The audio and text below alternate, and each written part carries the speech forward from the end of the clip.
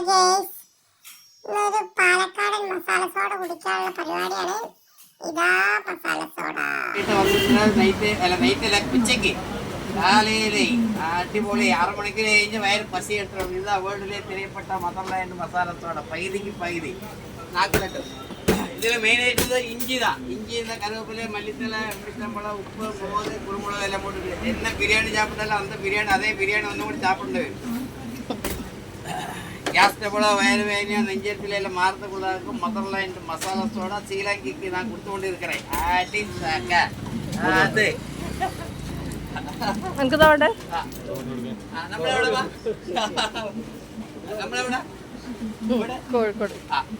കോഴിക്കോട് നാദാപുരത്ത് ഞാൻ വന്നിട്ടുണ്ടായിരുന്ന motherland masala soda ഞാൻ അവിടെ ഉണ്ട്. ഫുഡ് ഫെസ്റ്റിന്റെ പരിപാടിക്ക് വന്നതാ.